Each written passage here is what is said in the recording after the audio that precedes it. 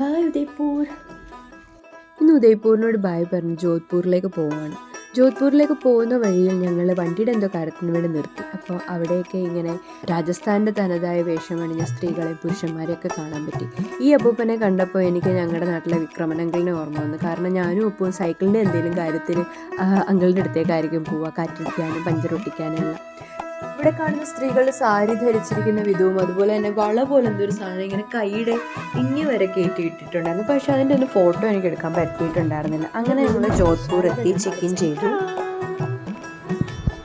എൻ്റെ റൂമിൽ നിന്ന് പുറത്തോട്ട് നോക്കുമ്പോൾ എന്തൊക്കെ കൃഷി ചെയ്തിരിക്കുന്നത് കാണാറുണ്ട്. ചോളമോ എന്താണെന്ന് മനസ്സിലാവുന്നില്ല, പക്ഷെ നല്ലൊരു വ്യൂ ആയിരുന്നു. അടുത്ത് ഞങ്ങൾ പോയ സ്ഥലമാണ് മെഹ്റാൻഗർ ഫോർട്ട്. മഹാരാജാവ് റാവോ ജോധ പണി കഴിപ്പിച്ച ഫോർട്ട്. ഇതിൻ്റെ പിന്നൊരു കഥയുണ്ട്.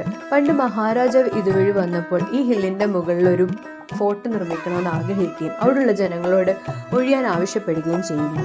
എന്നാൽ അവിടുത്തെ ഒരു സെയിൻറ്റിന് അതിന് തയ്യാറാവാതെ രാജാവിൻ്റെ നിർബന്ധപ്രകാരം മാറേണ്ടി വരുമ്പോൾ അദ്ദേഹം ശപിക്കുകയും ചെയ്യുന്നു. രാജ്യം വരൾച്ചയിലേക്ക് പോട്ടെ എന്നായിരുന്നു. ഇത് കേട്ട് പേടിച്ച രാജാവ് മോക്ഷത്തിനു വേണ്ടി സെയിൻറ്റിൻ്റെ അടുത്ത് ചെല്ലുമ്പോൾ അദ്ദേഹം പറയുന്ന ഒരു സൊല്യൂഷനാണ് ജീവനോടെ തങ്ങളുടെ കിങ്ഡത്തിലുള്ള ഒരാളെ ഇവിടെ ബറി ചെയ്യണമെന്ന്. അങ്ങനെ അതിനൊരാൾ തയ്യാറായി വരികയും അതിന് മുകളിലാണ് രാജാവ് ഈ ഫോർട്ട് പണി കഴിപ്പിക്കുകയും ചെയ്തത്. സത്യം പറഞ്ഞാൽ ഇവിടെ ഏത് കുന്നിൻ്റെ മുകളിൽ നോക്കിയാലും ഒരു ഫോർട്ട് അല്ലെങ്കിൽ ഒരു പാലസ്, ആ ഒരു റോയൽ ലുക്ക് നമുക്ക് എല്ലായിടത്തും കാണാൻ പറ്റും. ഒരു ചെറിയൊരു ആർക്കിടെക്ചർ എന്തെങ്കിലും അവിടെ കാണാണ്ടിരിക്കില്ല. പനോരമിക് വ്യൂ എടുക്കുകയാണെങ്കിൽ എല്ലായിടത്തും നമുക്ക് ഈ ഒരു റോയലിറ്റി കാണാൻ പറ്റും. ഞാനിങ്ങനെ ജോധ അക്ബറിലെ ഓരോ പാട്ടൊക്കെ പാടി അങ്ങനെ പാട്ട് പാടി അഭിനയിച്ചതുവഴി നടക്കുകയായിരുന്നു.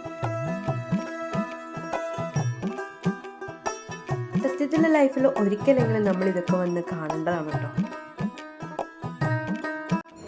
നമ്മൾ വിചാരിക്കും ഇത് വുഡാണെന്ന്, പക്ഷെ ഇതല്ല, ഇത് ചുവന്ന ലാൽ പത്ഥർ കൊണ്ടുണ്ടാക്കി. ഇതിനകത്തെ ഹോളിലൂടെയൊക്കെ പെണ്ണുങ്ങൾക്ക് താഴോട്ട് വായി നോക്കാം, ഇതിലൂടെ പെണ്ണുങ്ങളെ വായി നോക്കാൻ പറ്റത്തില്ല. അതെന്നെ കണ്ടുപിടുത്തമായിരുന്നു. ഈ സൺലൈറ്റ് ഫോട്ടോയിലടിച്ചിട്ട് ഇതിങ്ങനെ തിളങ്ങും ഗോൾഡ് ആൻഡ് റെഡ് ആയിട്ട്. പ്രത്യേകിച്ച് ഇപ്പോൾ സൂര്യൻ അസ്തമിക്കാറായപ്പം ആ ഒരു സമയത്ത് ആ ചുമന്ന സൂര്യൻ്റെ ആ ഒരു വെളിച്ചം ഇങ്ങനെ ഫോട്ടോയിലടിക്കുമ്പം എനിക്ക് സത്യത്തിൽ പറയാനറിയില്ല. ഞാനത് കണ്ടിങ്ങനെ മതിമറന്ന് നിന്നുപോയി. അതിന് മാത്രമുള്ള സാഹിത്യം എനിക്കറിയില്ല. ലൈഫിൽ ഒരിക്കലെങ്കിലും നമ്മളിത് പോയി കാണണമെന്നാണ് എനിക്ക് എല്ലാവരോടും പറയാനുള്ളത്. ഫോർട്ടിൻ്റെ ഓരോ കോർണറിലും രാജസ്ഥാൻ്റെ തനത് വേഷമണിഞ്ഞ് ഫോക്ക് മ്യൂസിക് വായിച്ച് ഓരോരുത്തരിപ്പുണ്ട്. ആ മ്യൂസിക്കും ഈ വിഷ്വലും അതും ഈ സമയത്ത് വാവ്, എനിക്ക് പറയാൻ വാക്കുകളില്ല. നിങ്ങൾ ഈ കാണുന്നത് പോലെ തന്നെ ആ മ്യൂസിക് നമ്മളിൽ ഇങ്ങനെ അലിഞ്ഞു ചേരും ഈ വിഷ്വൽ. അതും ആസ്വദിച്ച് കുറേ നേരം ഞാൻ അവിടെ നിന്നും മതിമറന്നു. പിന്നെ ഞങ്ങൾ പോയത് അവിടുത്തെ ഫേമസ് ചാറ്റ് ഐറ്റംസ് കഴിക്കാനും പിന്നെ ലാൽ മാസ് മട്ടൻ്റെ ഒരു വിഭവമാണ്, അത് കഴിക്കാനുമാണ്. എൻ്റെ ഹോട്ടലിലൊന്നും നോൺ വെജ് ഉണ്ടായിരുന്നില്ല. അപ്പോൾ ഞങ്ങൾ പോകുന്ന വഴിക്ക് ഫുഡൊക്കെ കഴിച്ചു. പിന്നെ പോയി ഫ്രഷായിട്ട് താഴെ എന്തോ ഒരു കല്യാണത്തിൻ്റെ പാർട്ടി ഫംഗ്ഷൻ നടക്കുന്നുണ്ടായിരുന്നു. അപ്പോൾ അതൊക്കെ കുറച്ച് നേരം ഒളിഞ്ഞു നോക്കി നിന്നിട്ട് ഞാൻ പോയി കിടന്നുറങ്ങി.